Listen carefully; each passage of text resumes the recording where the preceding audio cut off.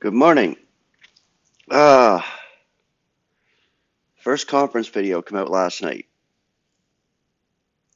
and I think it was like 8 or 8:30. Sean Eagle, my brother, sent it to me, and I was like overwhelmed. I was overexcited. I said, "Wow, it came out this late at night." Because Martin usually don't put out a show until early morning. But I've been waiting for this for a week, I guess, and I was just so happy and excited in spirit once I received that from Sean, and then I watched it. I was like overwhelmed. I was overwhelmed with tears of joy. I was like a kid in a candy store. I couldn't wait to watch it. So right away when he sent it, I watched it and just so thankful for it because especially when Mike Knotts got up there, like he came in the door and actually Martin drove with Billy to the actual barn and it was great. I just love it. I was just like I was right there with you. It was just so amazing. And yeah, Mike got up and he was so overwhelmed with joy. He was in tears, and I was in tears when I first put it on and everything. And it was tears of joy, knowing that all my brethren were there in one spot. And it was just so awesome. So awesome. There's no words to describe that, especially for me, being alone in Canada and not having anybody in my area. I soak this up. This is why I do my channel. This is why I reach out for fellowship because it's like, wow, I got all these brethren that I can reach to in the world when I'm sitting here by myself in my garage. And this is what I'm doing right now. I don't have physical people here in my area to actually bring truth or share truth with or bounce truth off of. It's funny what Dean said on his video. He says, all of us who are alone in this truth that is in our own little world of truth with God alone, and communication with God is awesome and spiritual is awesome, but who do you share that with when you don't have anybody physically with you? So that's why I appreciated the video so much. I appreciate these conference videos. Like they're so awesome. I just like overwhelmed on that. So I'm just thankful. I'm happy to be here. It's Friday, yes. And this book, I skipped over misapplied passages. That's the chapter. And the reason why I did that right now is because I just didn't want to go into detail like that right now. Today, it's Friday. I just said, no, I'm going to go right to the resurrection because I've been talking about death for the last, I don't know how many shows, and I'm sick of it. I hate death. It's an enemy, and that's exactly what it is. So I'm getting into resurrection here in this book. And that's it. Simple title, Resurrection. The scriptures clearly teach that all who die will be resurrected from the dead. Not all at the same time, but all in due time, in their own order. Hear the words of Jesus Christ himself on this subject. Marvel not at this, for the hour is coming in which all who are in the tomb shall hear his voice, and shall come forth, those who have done good into resurrection of life, but those who practice corrupt things into resurrection of judgment or judging. Well, that's just correction. Those words in the translation. I know this is quoted here probably from, you know, I can't see even what it's quoted from. If it's quoted from the King James or what translation, he doesn't put that in here, which I kind of wish he would because I'd like to know what translation he's bringing it to or from, I guess. But yeah, but that's John chapter 5, verses 28 and 29. So judgment, you have to understand the word judgment. And I think I did a show one time on the word judgment. It's simply adjudication, which is correcting. And this is exactly what's going to happen with everybody, all humanity. It's going to be a correcting process. It'll be a lot harsher for those who do not believe now, of course. We know this. We have no judgment in that sense. We have requital. There's a difference. Requital is actually a reward or a give, like basically give. God is going to give something to us, right? It's not like take it from us or put us anywhere, right? We have our spot. We're going to be resurrected. We're going to be vivified. We're going to be given all this beauty at the dais, showing us what God did through us. So there's the requital right there. And anything bad is going to be burnt up. And what is good remains. Simple as that. And for the rest of humanity, like I said, there's judging. There's judging, and that's coming. It'll be harsh. Yes, it will. Of course, we know. If you read the book of the unveiling, you know this for them. Note also the spirit-inspired witness of the Apostle Paul. But this I confess unto you, that after the way which they call a sect, S-E-C-T, so serve I, the God of our fathers, believing all things which are according to the law, and which are written in the prophets, having expectation toward God, which these also themselves look for, that there shall be a resurrection both of the just and the unjust. Acts 24:14 and 15.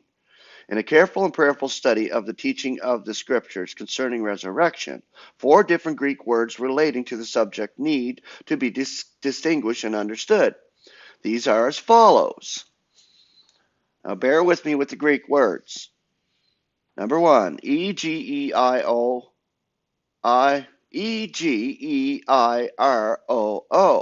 So I cannot pronounce Greek really well, so that's why I spell the Greek words. To rouse. This is the first word. To rouse, to cause to rise, to stir, to activity. Wow. This word is used 140 times in the New Testament.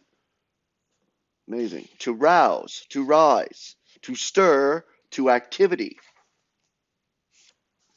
In at least 78 of its occurrences, it is used of rousing the dead.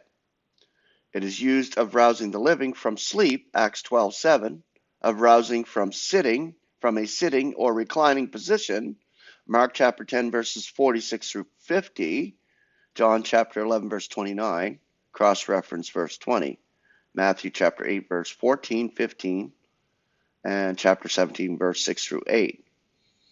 It is used of lifting a sheep from a pit into which it has fallen, Matthew chapter 12 verse 11. It is used in this statement, nation shall be roused against nation, Matthew chapter 24 verse 7. Okay, the second word is A-N-I-S-T-E-M-I, to cause to stand, to raise up. This word is used 112 times in the Greek New Testament.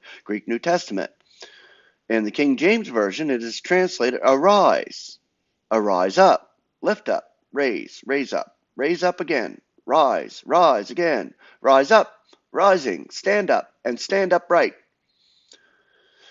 This word is used of raising the dead at least 38 times. For example, the Son of Mankind is being given up unto the hands of men, and they will be killing him. And being killed after 3 days, he will be rising. Mark chapter 9:31, cross-reference, Mark chapter 9, verses 9 and 10, and chapter 10:34, Luke chapter 18, verses 31 through 34, John chapter 11, verses 23 and 24, Acts chapter 2, verses 23 and 24. Anastasis, that's number 3. I think I pronounced that right. Anastasis, A-N-A-S-T-A-S-I-S, anastasis, to stand up. This Greek word is used altogether 42 times in the Greek scriptures. In the King James Version, it is translated resurrection 39 times. Rising again, 1 time, rising again 1 time, raised to life again 1 time, and that should rise 1 time. In all but 1 instance, it is used of the resurrection of the dead. The one possible exception in Luke 2:34, and even here it may refer to the resurrection of dead ones. I'll try to pronounce this last one, this number 4 one. This is awesome. Zupiopio.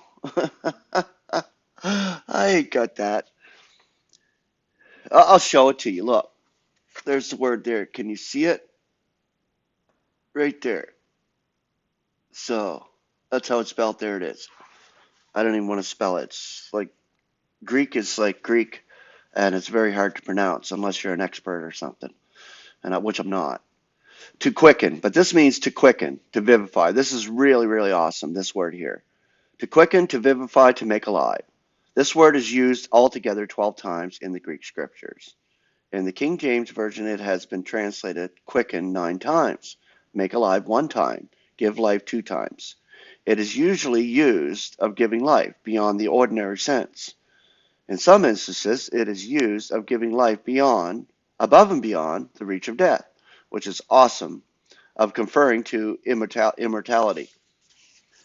Wow, that is just so awesome. And I'm going to go through this today, and then we'll continue on Monday with resurrection in the last day. This is all the passages relating to the last word, to quicken, to vivify. In John chapter 5:21, for even as the Father is rousing, which is that first word, Egeterei, rousing the dead and vivifying them, thus also the Son is vivifying whom he will. Beautiful, right there. That's the word, vivifying. I actually love that word. That Greek word actually is pretty neat. All right, John chapter 6:63. The Spirit is that which is vivifying. The flesh is not benefiting anything. The declarations which I have spoken to you are spirit and are life. Romans 4:17. A father of many nations have I appointed you, facing which he believes it of the God who is vivifying the dead. Romans 8:11. Now, if the spirit of him who rouses Jesus from among the dead is making its home in you, he who rouses Christ Jesus from among the dead will also be vivifying your mortal bodies because of his spirit making its home in you. The ones in 1 Corinthians are tremendous. 1 Corinthians 15:22. For even as in Adam all are dying, thus also in Christ shall all be vivified. Yet each in his own class, the first fruit Christ, thereafter 3 classes or groups are enumerated.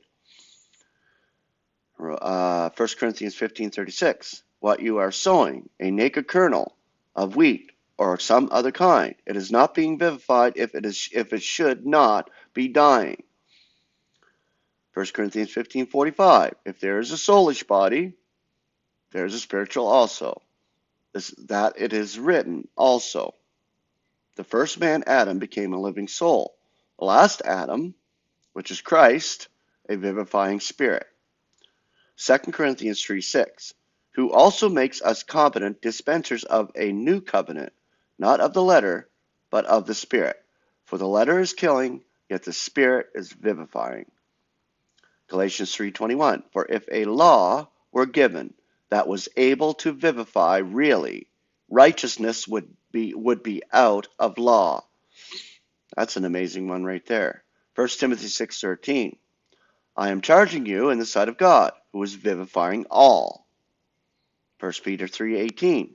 Christ also for our sakes once died concerning sins, being put to death, indeed in flesh, yet vivified in spirit.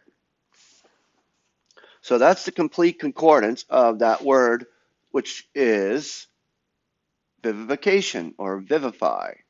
So I'll just show it to you right there on the screen. It's just amazing, man. When you look up these Greek words and you actually see what's there and what they actually mean in the context, it's tremendous, tremendous, tremendous. You're going to get something out of it. You're going to see, wow, a clear light will come on and say, yeah, well, that's exactly what that means. All right, so Monday we'll get into resurrection in the last day, and we'll continue on with this chapter because I love it. I love it, I love it, I love it. All right, it's Friday. I'm here. I might